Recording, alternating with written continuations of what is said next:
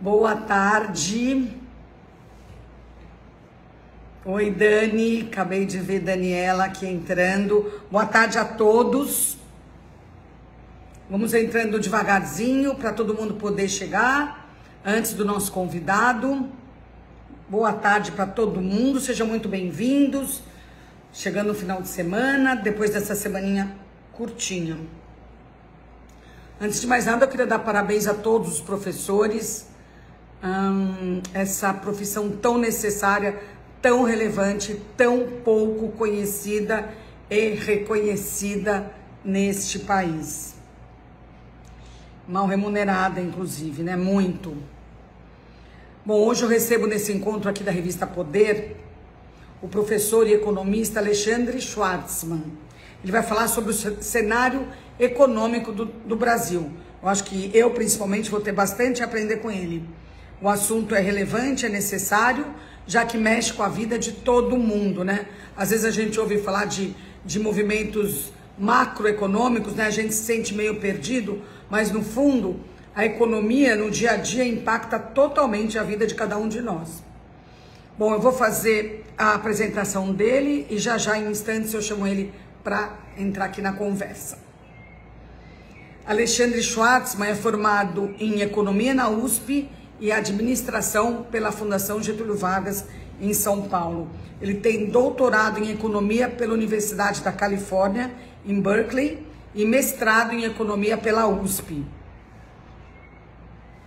Ele é sócio-diretor da Schwartzman e Associados, consultoria econômica.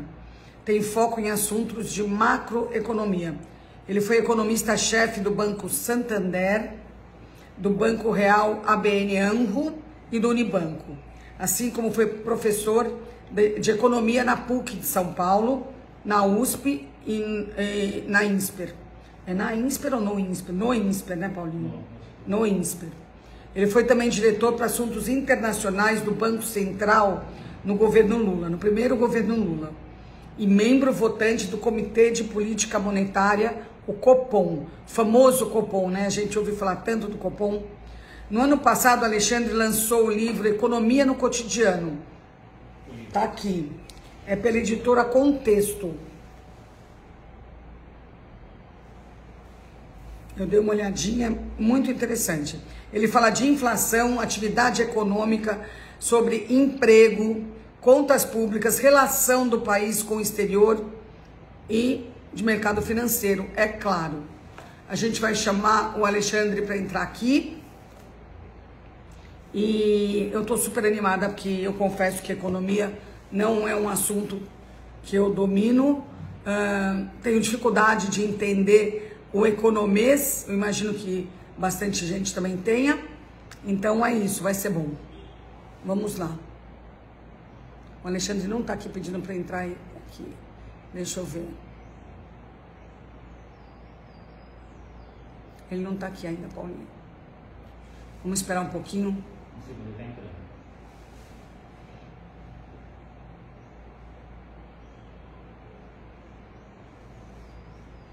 Vamos esperar, não tem pressa. Eu é que sou extremamente pontual. A gente já entrou.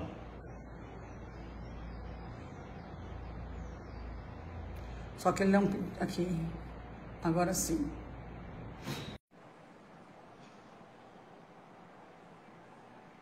Sempre uma emoção no começo das lives. Alexandre! Oi, Joyce, boa tarde. Boa tarde, seja muito bem-vindo. Prazer em te conhecer assim, ao vivo, mas não muito, né? Do jeito que dá hoje em dia, né? Do jeito que dá. Tá ótimo. Seguimos assim, né, Alexandre? Bom, Alexandre, eu já confessei aqui que economia é um assunto que me fascina, mas eu tenho bastante dificuldade em entender todos os aspectos ou tudo que isso envolve, mas a gente vai começar trazendo o pé para o chão, tá? A gente vai falar sobre economia no cotidiano. Decifra-me ou te devoro, que é o título do seu livro, né? Esse livro mostra como a economia está no dia a dia da vida de cada um de nós, né? Da gente. com isso, você acha que você conseguiu arrebanhar brasileiros para entenderem um pouco mais, afinal, do que se trata a economia e do quão é relevante para a vida deles? Não, eu gostaria que isso fosse verdade, Joyce. Eu não estou assim, plenamente convencido disso, né? O livro teve algum sucesso, minhas colunas em economia têm alguma repercussão, mas é um assunto que ainda permanece, apesar dos esforços de muitos, assim, ainda o domínio de relativamente pouca gente. A imensa maioria das pessoas acha nem tão difícil quanto aborrecido, né? Chato. E chato, chato, chato. E, em parte, por culpa da profissão, né? A gente tem uma tendência, como qualquer profissão, diga-se de passagem, quando a gente está conversando entre nós, obviamente, usar o jargão, porque o jargão é uma forma, não falta de melhor palavra, econômica para se comunicar com os demais membros da profissão. Mas ele pode, às vezes, se tornar impenetrável para a pessoa que está chegando no assunto pela primeira vez. Então, muito de tentar trazer economia, no caso aí do cotidiano, é sair um tanto do jargão e tentar trazer isso mais perto da experiência das pessoas, né? Tem várias abordagens possíveis para a economia. Eu sou um macroeconomista, quer dizer, minha ótica é olhar para a economia como um todo, inflação e taxa de câmbio e crescimento, etc. Tem outras abordagens que vão olhar mais para a interação entre as pessoas, etc. Eu tentei, então, trazer para o meu lado, como macroeconomista, e não é por acaso que eu começo com inflação, porque a inflação, então, o meu primeiro capítulo do livro, é talvez aquilo que as pessoas experimentem mais próximo a elas no dia a dia, né? Acho que a gente pode discutir um monte de coisa, pode falar de PIB, pode falar de dólar, mas na prática, o que as pessoas veem a cada dia é se o supermercado está mais caro, não está, e aí a gente começa a construir a partir dessa experiência de dia a dia. Agora, Alexandre, a minha especialidade, assim como a sua é macro, né, economia, a minha é comunicação. E eu não me conformo que não exista uma maneira de comunicar melhor as questões econômicas. Eu acho que podia ter uma campanha, né? Não sei quem bancaria essa campanha, mas com certeza tem uma maneira de comunicar a relevância e a importância disso de uma maneira mais, como chama, mais fácil de deglutir, né? Pela população. Agora, você acha que o jornalismo econômico não deveria também ser mais didático nesse momento? Porque parece que a gente está no momento hoje, né? A gente já teve outras vezes, mas tem épocas que a economia está um pouco melhor, né? Mas agora, num momento tão complicado como esse, a gente ficar boiando é mais inseguro do que sempre foi. Não, é a pura verdade. Teve muita gente que tentou fazer um esforço nesse sentido, com resultados, em alguns casos, melhores, outros piores. Quer dizer, o João Mir, anos atrás, né, era alguém que tentava fazer essa ponte. Você tem bons jornalistas econômicos, tem a Miriam Leitão, que acho que faz sempre um esforço nesse sentido. Você tem o Celso Ming, já há muitos anos lá no Estadão, fazendo essa ponte.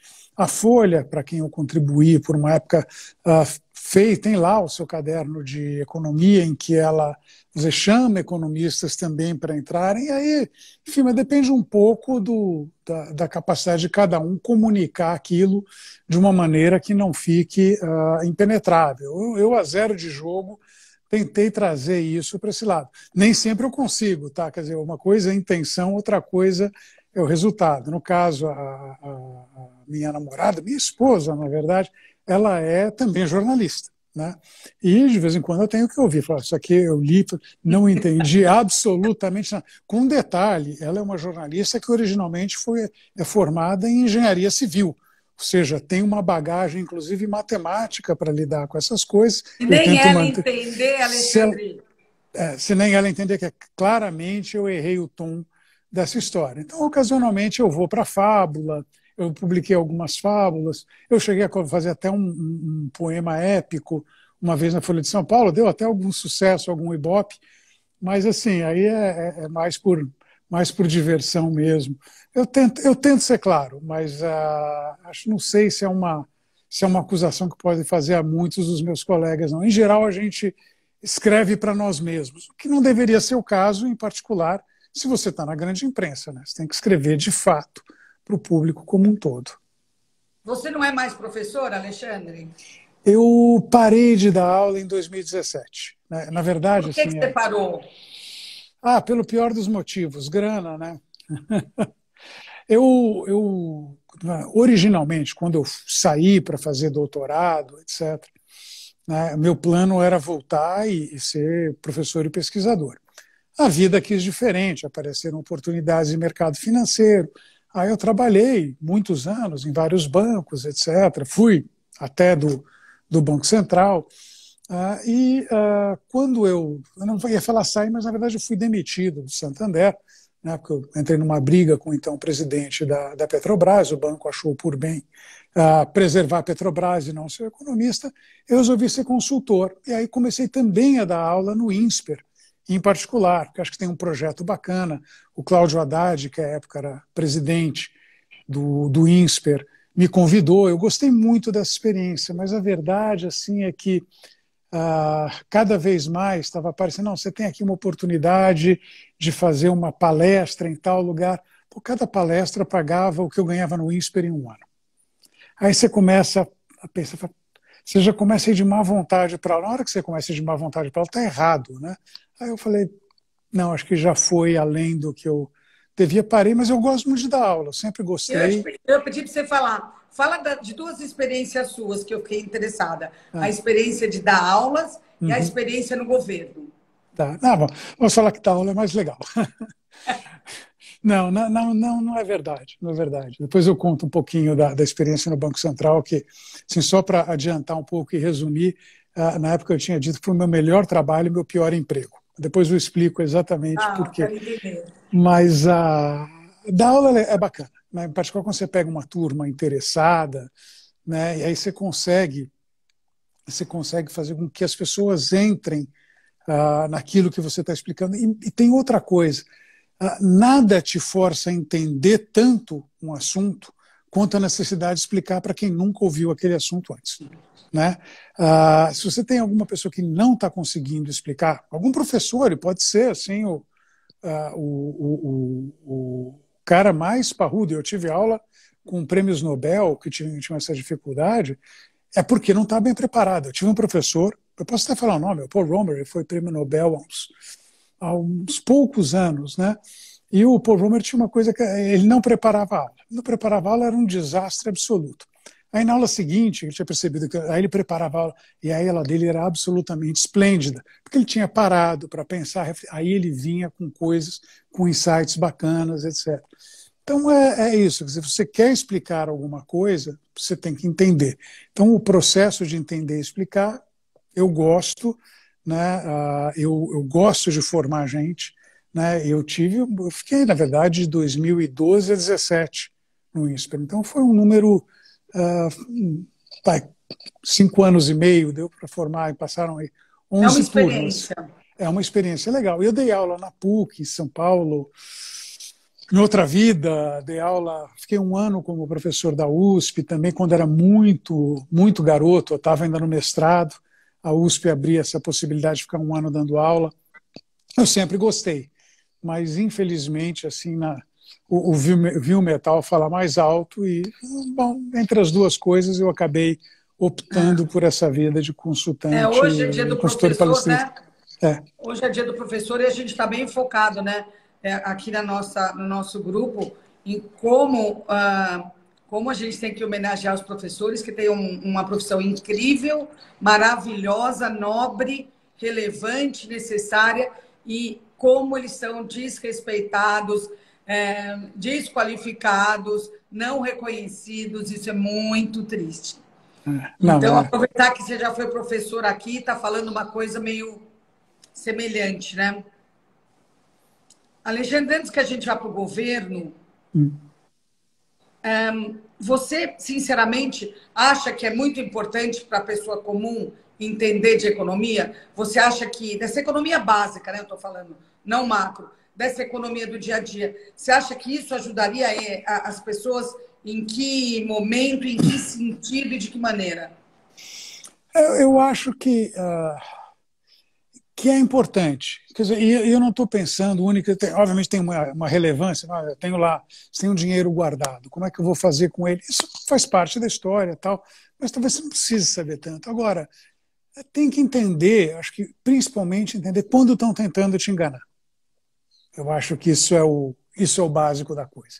Então, você vê lá candidatos a vários cargos, a presidente, né?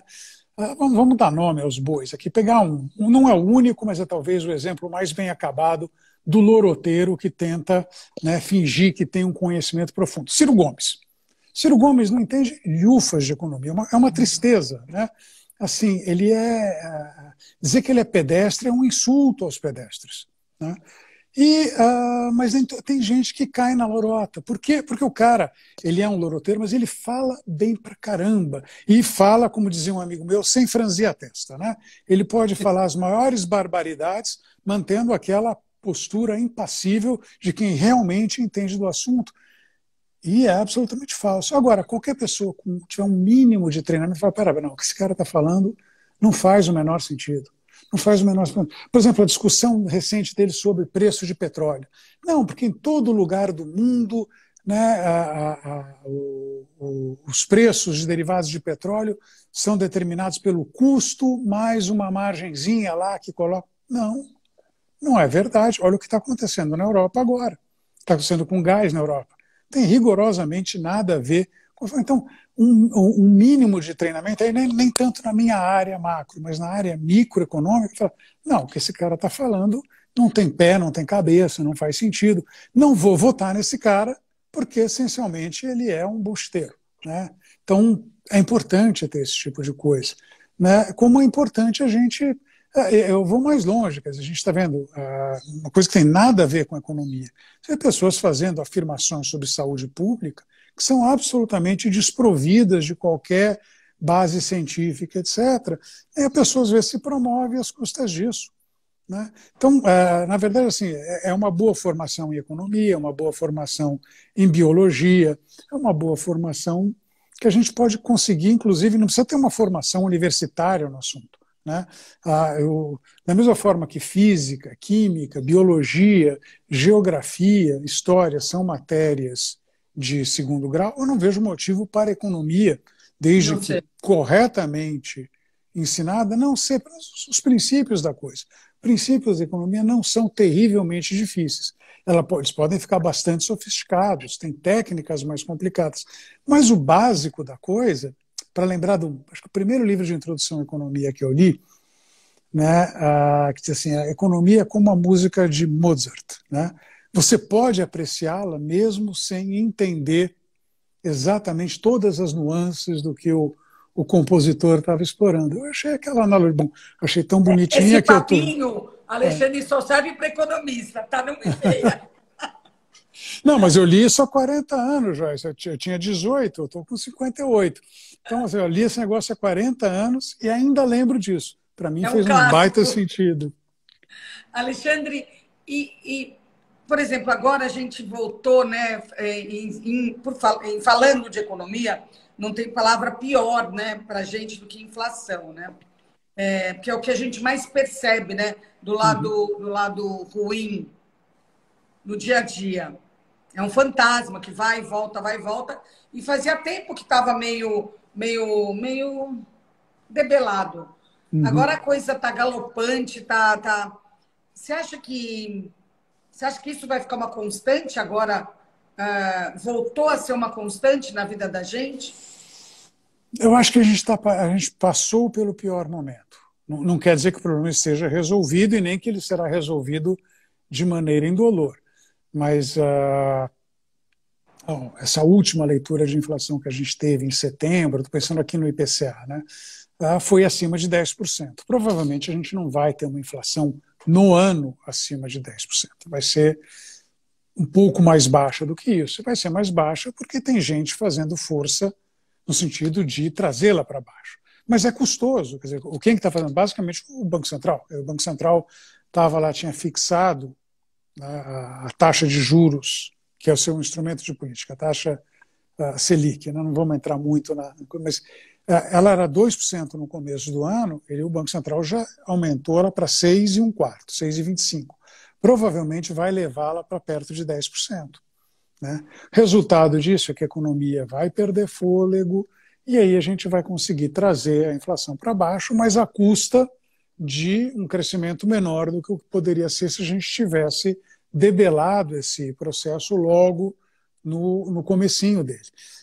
A gente passou por um processo semelhante, mais demorado, na verdade, que foi ali de final de 2014 até meados de 2016, né, em que a inflação também ficou bastante alta, também superou os 10%, só que ela ficou alta mais tempo também.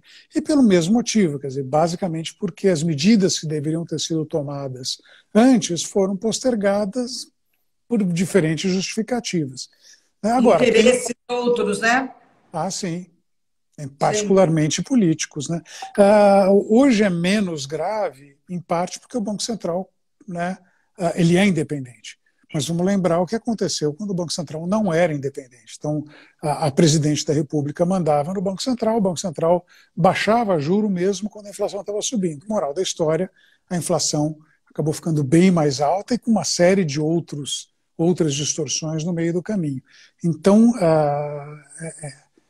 não é uma coisa, a gente não deve nunca imaginar que não, inflação é uma coisa que está morta, enterrada para sempre. A gente não vai chegar ao caso patológico da Venezuela, provavelmente nem ao caso patológico da Argentina, mas a gente tem as nossas próprias patologias. Uma delas é isso, a inflação pode, sim, passar de 10% num ano se a gente distrair durante muito tempo. Alexandre, tem uma palavra também que sempre que eu vejo na televisão, falar que saco, porque não faz, é muito abstrato para a gente, que é o PIB. Né? PIB é uma palavra abstrata para quem não é do ramo da economia.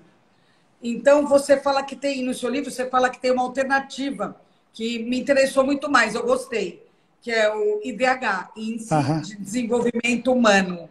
Porque quando você fala de IDH, né, aí eu, por exemplo, vou ficar atenta, porque isso me interessa mais do que uma coisa que chama PIB. Porque o IDH incorpora outros aspectos, né, da vida humana, e não apenas econômicos. Fala um pouquinho disso. Sim, olha, assim, economistas são fascinados com o PIB, né? Porque não é que exatamente seja fácil de medir, não é, pelo contrário, é um negócio assim, muito, muito complicado. Mas ele te dá uma resposta pronta.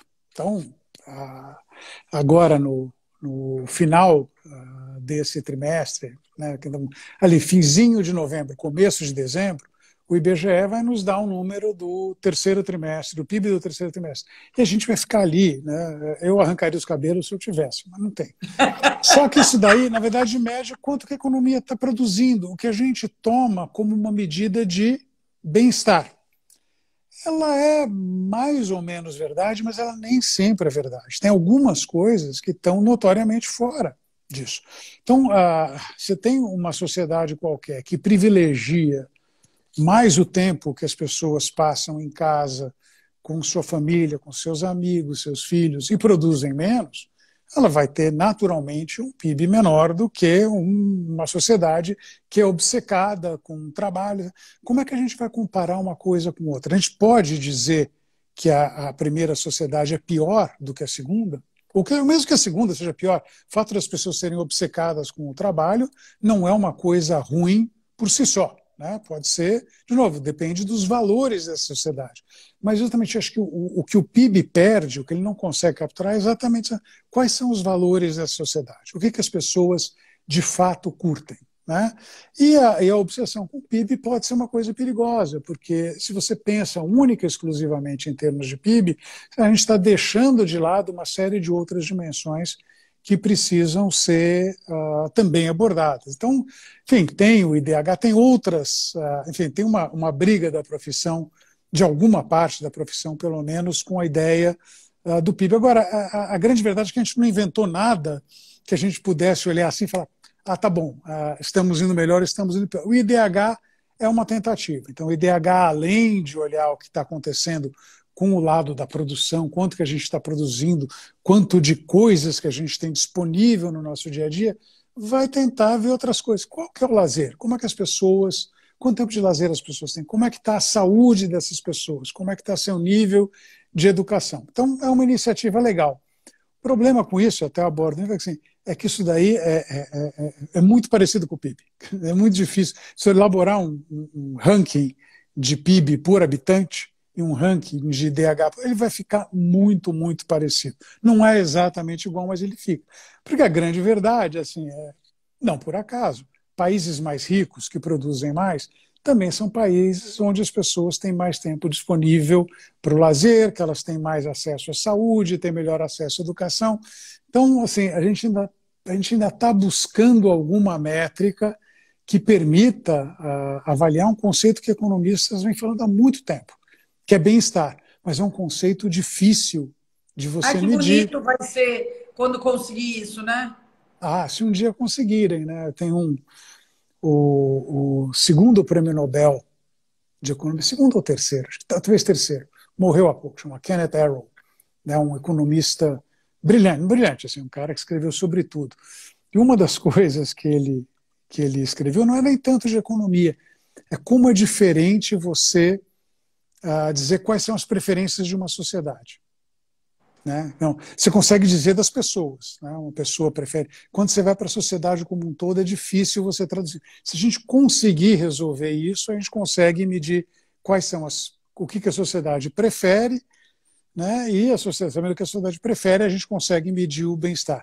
Mas, assim, eu não prenderia meu fôlego esperando isso, não, porque é uma tarefa que, enfim, é virtualmente impossível. Mas é sempre bom ter um horizonte para seguir. Alexandre, como é que você explica para um leigo? Todo dia a gente acompanha o dólar, fica todo mundo em estado de alerta porque o dólar subiu e a bolsa caiu. Aí, se a bolsa sobe e o dólar cai, fica todo mundo feliz. Como é que você explica esse movimento para quem não é do ramo? Por que tem que comemorar quando o dólar cai e a bolsa sobe? Eles são termômetros, né? Quer dizer, você comemora, obviamente, se você está comprado, quer dizer, se você comprou um monte de ações e você está com vontade de viajar, você comemora quando o preço da ação sobe e o dólar cai. Né? Enfim, mas se você assim, já comprou os dólares, você quer mais que o dólar suba. Mas pensando assim em termos... Por que isso é importante para a população que não tem dólar e que não... Porque eles são termômetros de uma percepção acerca do país. Quer dizer, pensar, primeiro, bolsa, porque, por incrível que pareça, ela é menos complicada do que dólar. Né? O que é o valor de uma empresa? Né? Basicamente, você vai olhar a perspectiva dos lucros futuros daquela empresa. Do crescimento da empresa. Do crescimento da empresa. O crescimento da empresa, se você olha para o conjunto das empresas, não para uma, para o conjunto das empresas, que de alguma forma é a Bolsa de Valores, ela está refletindo a perspectiva do futuro do país. Então, países que crescem muito, as empresas crescem junto, geram muitos lucros e os preços dessas ações sobem. Então, ela é um termômetro, de alguma forma, da saúde do país. Tem outras coisas influenciando. O Brasil, em particular, a Bolsa de Valores não é uma amostra muito representativa da nossa economia. É uma bolsa de valores que é muito pesada no lado das chamadas commodities. Então, tem a Petrobras, que no caso, produz petróleo, tem a Vale do Rio Doce, que explora minério de ferro, você tem as companhias de carne. Então, tudo isso. Mas, enfim, se pensar já nos Estados Unidos, onde a coisa é mais aberta, ela é isso, ela é um sintoma de como a economia não só está evoluindo, mas principalmente do que as pessoas esperam para o futuro. Né? Então, ela é, de alguma forma, uma medida do otimismo acerca do futuro da economia. Não é um otimismo, paz e amor, não é porque... Não, porque as pessoas... em números, né? Em números, perspectivas, enfim, tem lá muita gente boa pensando no assunto. Então, a bolsa subir, em geral, é um bom sinal. Obviamente, para quem comprou ações, para quem não comprou, não é um sinal tão bom, mas ela reflete também uma visão sobre a perspectiva econômica. O dólar não é exatamente igual, depende mais coisas só do que a perspectiva de crescimento. Mas quando a gente vê, por exemplo, o dólar subir no Brasil, porque o ministro da Fazenda falou uma barbaridade, qualquer fala assim, eu tenho que pagar 90 bilhões de precatórios. Precatório basicamente sentença passada em julgado, que está dizendo para o Tesouro Nacional pague. Então, tem que pagar 90 bilhões. Mas eu não quero pagar 90 bilhões, eu quero pagar metade disso, um pouco mais da metade disso, e chega, e ele vai lá e fala o mote de todo caloteiro: devo, não nego, pago quando puder. Né? O dólar sobe, mas é só porque ele está assumindo, que ele está percebendo ali uma perspectiva de que o país é meio arriscado. Quando chega o ponto do ministro da Fazenda falar uma barbaridade dessa, o investidor estrangeiro não vê a menor graça nisso. Na verdade, nem o investidor nacional. Olha só, peraí.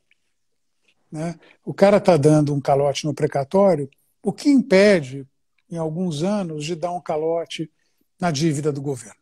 O que o impede de... Qual que é o grau de segurança institucional desse país? Aí, na vida das dúvidas, eu mando um pedaço de dinheiro para fora. Né? Seguindo, inclusive, o exemplo do próprio ministro da Economia, que já mandou seu dinheiro para fora, antes disso tudo. Mas, então, não é a única causa, mas, em alguns momentos, a elevação do preço do dólar reflete exatamente uma perspectiva de risco maior no país. Então, e aí, obviamente, a perspectiva de risco maior também derruba a Bolsa. Então, quando a gente vê esses movimentos conjuntos de Bolsa caindo e dólar subindo, eles podem estar, na verdade, sendo um termômetro do que é percebido como uma piora das condições futuras da economia. Espero ter ficado claro.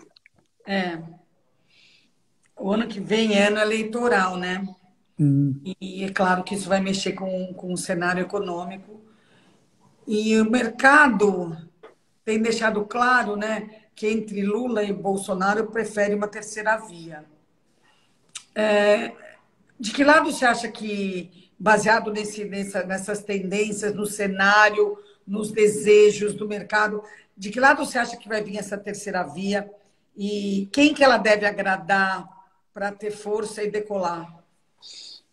Primeiro, eu sou muito cético quanto à possibilidade, à viabilidade política de uma terceira via. É verdade que eu sou economista, não sou cientista político, mas a gente não consegue escapar disso. Eu brinco assim que de vez em quando eu sou cientista político amador, né? Porque a gente é perguntado esse tipo de coisa, não estou nem me referindo a você, mas assim, cliente, o que você acha? Bom, eu estou acompanhando, eu leio. Enfim, primeira coisa, eu acho que não tem. Mas a terceira via, se aparecer alguém, etc., a preocupação não deveria ser agradar o mercado financeiro. O que eu acho, assim, concretamente, as alternativas que a gente tem hoje colocadas são alternativas ruins. Né? Quer dizer, a gente vai olhar o trabalho que tem sido feito pelo atual presidente, é um trabalho ruim no campo da saúde pública, ruim no campo do meio ambiente, ruim no campo da educação, ruim no campo da economia. Então, não é um bom governo, não é uma coisa legal. Né? E a alternativa é outro Lula, que obviamente teve um período de boa gestão econômica, mas que foi abandonada. Né? Se a gente for olhar a verdadeira face, não é aquela face do período que eu estive no governo e outros. Né? Eu fiquei de 2003 a 2006. Né? Eu acho que foi mais ou menos, obviamente não por minha causa, mas foi mais ou menos nessa época que a gente tinha ali um mínimo de racionalidade em política econômica. Depois a gente viu onde foi dar com os burros na água, né? A maior recessão da história do país, de 2014 a 2016, por força dessas políticas econômicas. Então, você vê, elas são ruins de maneira geral para a população. No caso, coincide com o mercado. Eu não quero um cara que seja incompetente, um conjunto de governo que seja incompetente como o atual, nem outro que esteja lá disposto a fazer qualquer barbaridade, inclusive para se manter no poder.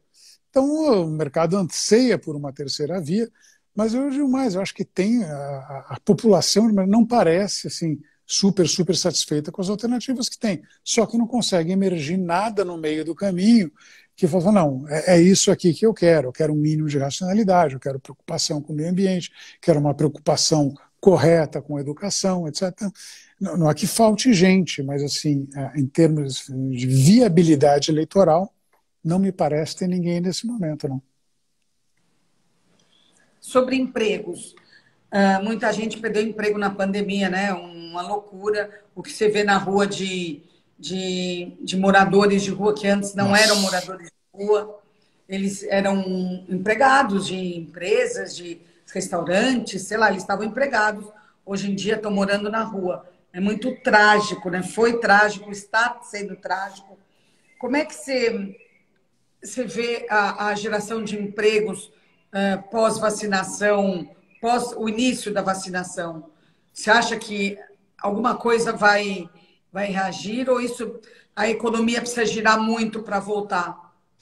Eu acho que a vacinação tem sido uma força importante nos últimos meses. Tá? Obviamente, não é a vacinação sozinha que vai nos tirar da situação. Concretamente, a gente tinha pré-pandemia perto de 94 milhões de pessoas ocupadas no país. Em fevereiro de 2020 era isso, 94. Caiu para 80. Essa magnitude do desastre que atingiu o Brasil, principalmente por força da pandemia. O último número que a gente tem disponível está na casa de 90. E ele só chegou em 90 agora, nesses últimos meses, aparentemente porque a vacinação progrediu. Porque mais da metade do emprego no país sempre teve no setor de serviços. Quando se fala serviço, a gente está pensando ali, você mencionou restaurante, mas é exatamente ali.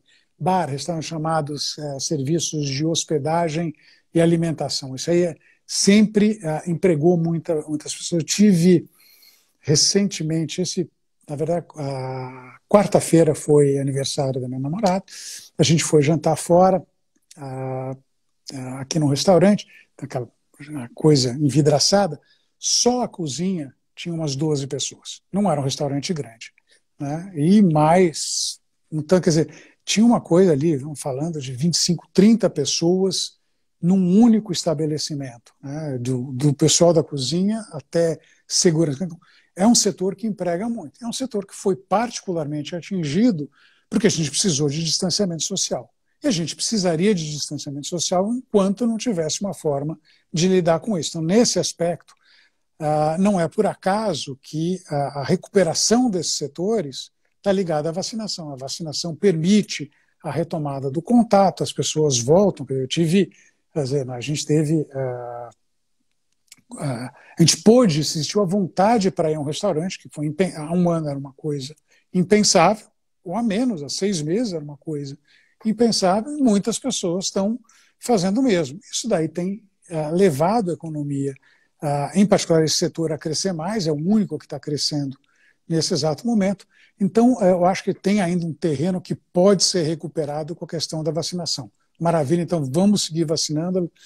Mas o que vem depois disso? Aí depois disso vai depender mais de forças puramente econômicas. E a gente vai ter que dar um jeito de botar essa economia para crescer.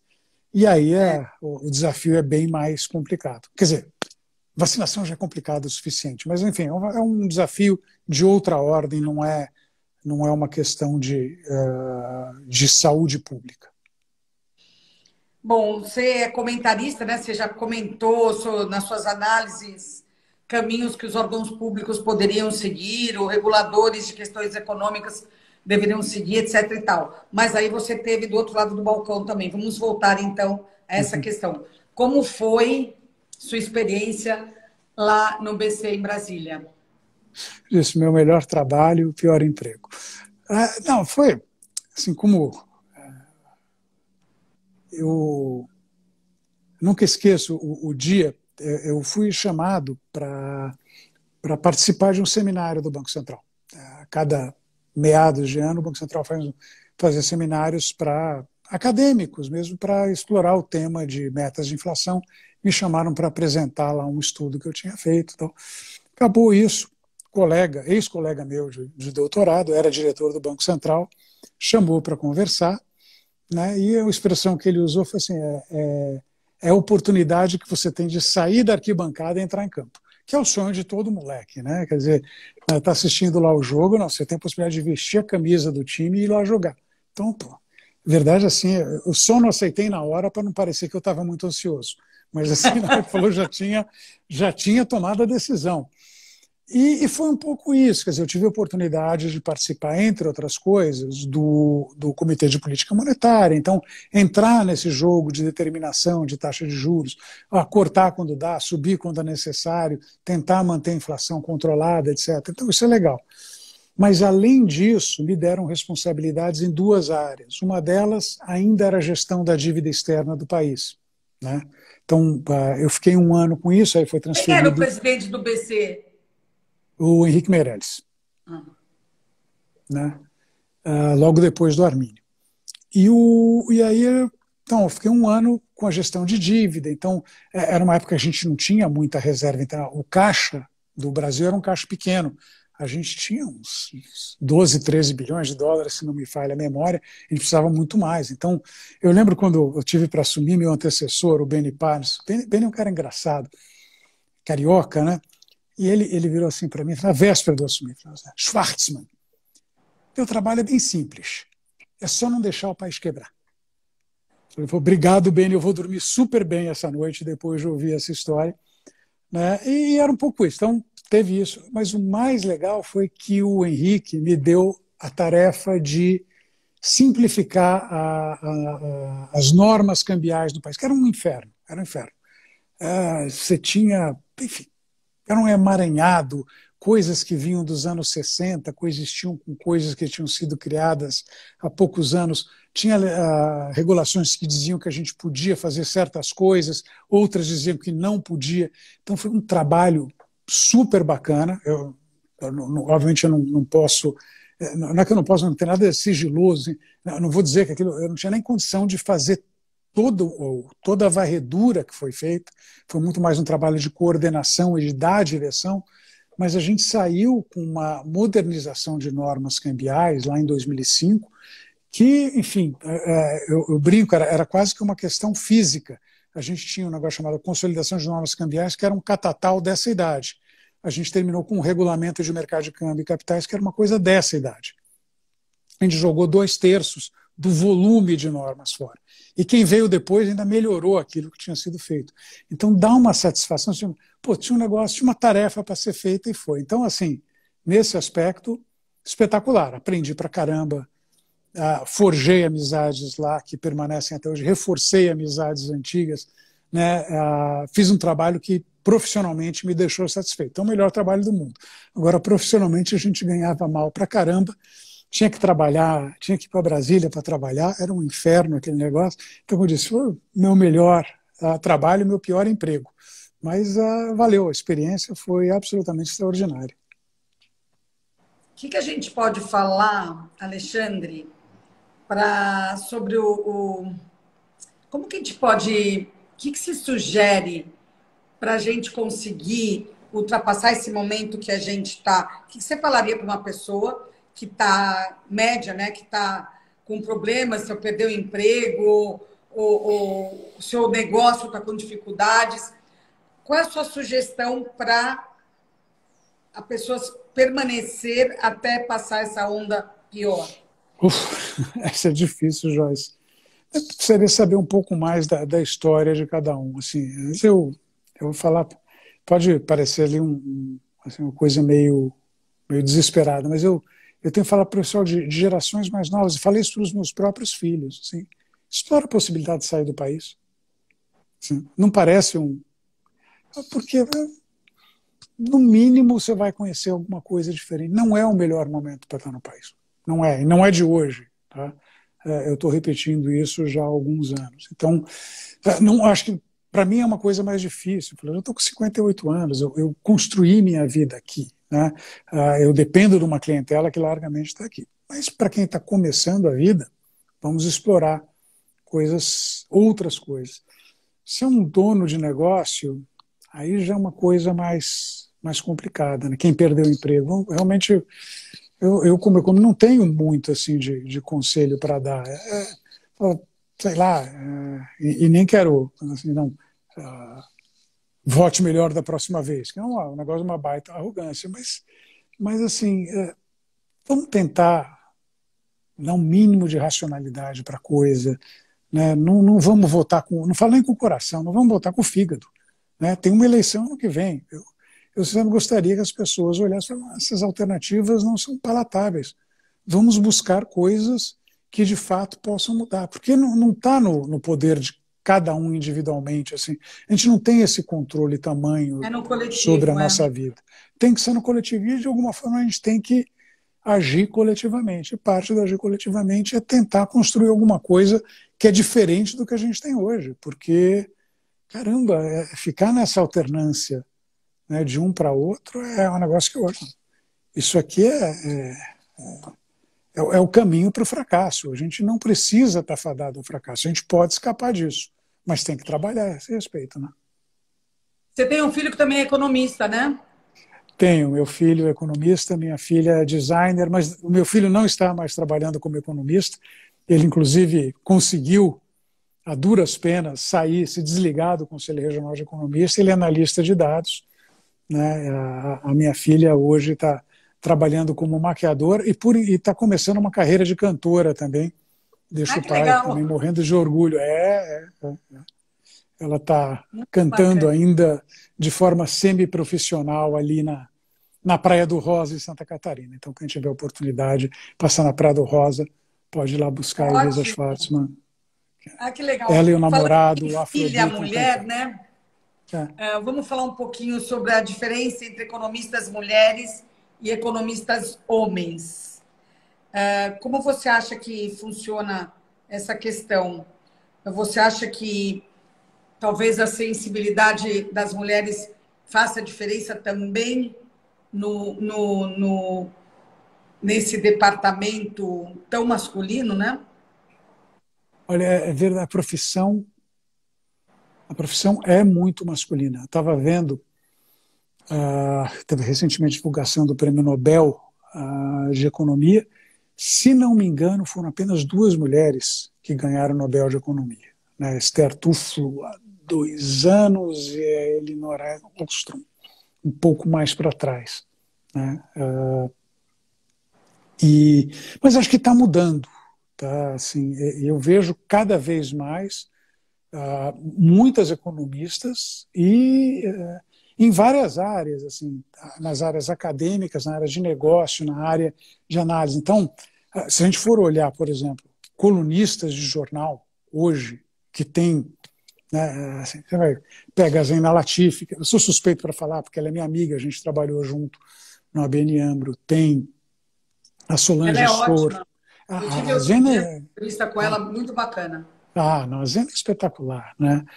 Tem a Solange Schroer, que foi das primeiras a sacar a intensidade do problema inflacionário.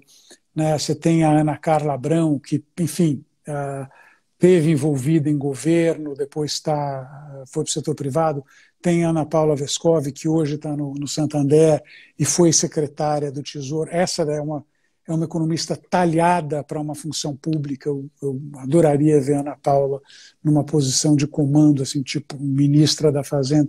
Então, eu vejo com alegria, cada vez mais, tem mulheres se apropriando desse espaço, e não deveria ser diferente, né? Porque a gente não está falando um negócio que requira, sei lá, força física, tamanho. Basicamente é aqui. E aqui dentro não tem diferença, né? Então, eu vejo assim que, no caso, a profissão está deixando de ser tão masculina e, com um pouco de sorte, é uma coisa mais recente. Né? O Prêmio Nobel é uma coisa para economistas ali já mais para...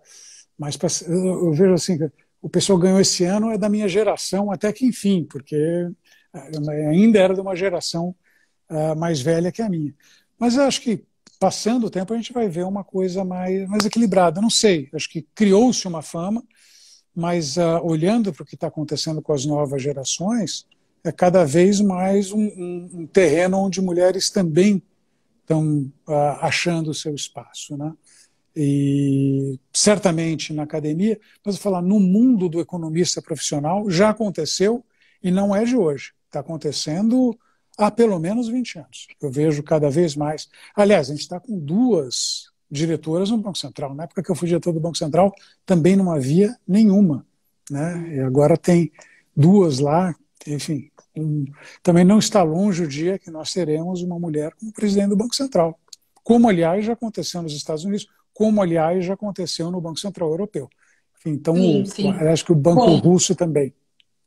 com essa história de internet, né?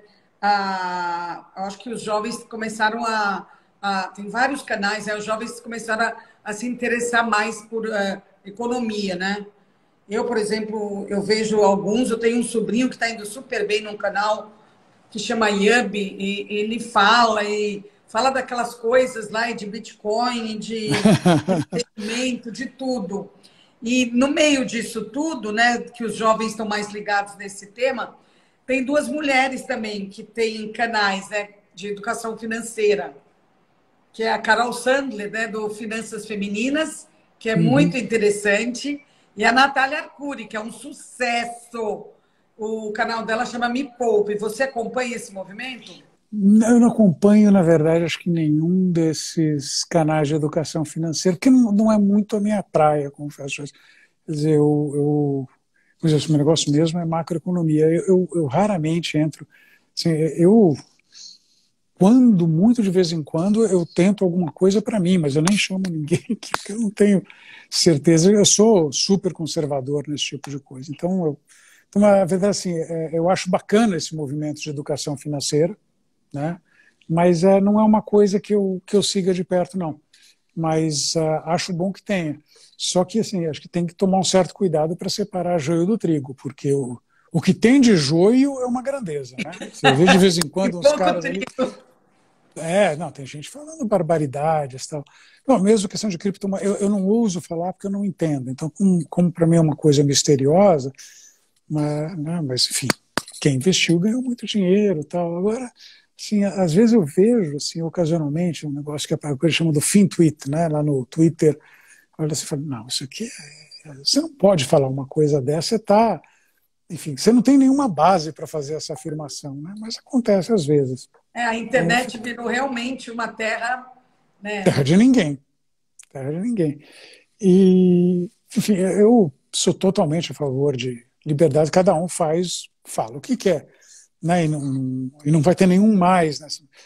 As pessoas têm que, até parte dessa, né? Tem que fazer um esforço no sentido de ver quem está falando coisa com coisa, ou o pessoal que está na modinha, que, enfim, né, vem com uma série de histórias bonitas. Então tem que ter um trabalho, tá? O cara é um educador financeiro. Que tal, qual que é o desempenho dele? Ele abre? Ele é um cara que tem sucesso, não tem? Né? Eu lembro de ouvir de um cara assim, que falou que foi visitado por isso há 20, 25 anos, estava sendo visitado ali por um fulano que dizia que tinha um produto excepcional. Falou, qual que é o carro que ele dirige? Ele dirige um Monza velho, então nem recebe. Né? Então dá uma olhadinha, quer dizer, o cara está falando, até fazer isso, qual que é o desempenho dele? Esse cara está só falando ou ele está, então, como dizer lá, o Nassim Taleb, né, tem skin on the game, ele basicamente está colocando também o dele na história. Porque daí é uma outra conversa, né? Então tem um grau de sinceridade maior, porque senão é só conversinha. Com certeza. Bom, Alexandre, a gente está chegando perto do final. O Instagram hoje em dia está tombando novamente. Quando chega em 58 minutos, cai e a Ah, gente se despede. Então, que não queria que isso acontecesse aqui com a gente, eu queria te agradecer. Eu estou um pouco menos traumatizada com esse tema, tá? Agora, não falem comigo de macroeconomia, que só isso já me arrepia. Mas eu gostei muito de entender tudo que você falou, tá? Foi ótimo. Joyce, super obrigado, adorei também estar aqui. Né? E, enfim, espero que tenha ajudado a você, quem tem ouvido, a desmistificar um pouco. Não deveria ser tão complicado, não deveria ser tão chato. Parte da nossa tarefa está em fazê-la ficar alguma coisa mais agradável, alguma coisa mais próxima do nosso dia a dia. Tem o livro, com um pouco de sorte, ali ajuda. Mas, enfim, vamos Vamos tentando. colaborar para isso acontecer. Tá bom. Muito obrigada. Tchau, Obrigado. Alexandre. Grande fim de semana. Tchau, tchau. Também. Tchau, tchau. Tchau. Nossa, foi uma conversa ótima. Eu consegui entender tudo, foi ótimo. Não fiquei boiando. O Alexandre falou super bem, teve paciência, explicou bem. Então, queria agradecer a todo mundo que passou por aqui, quem vai passar por aqui.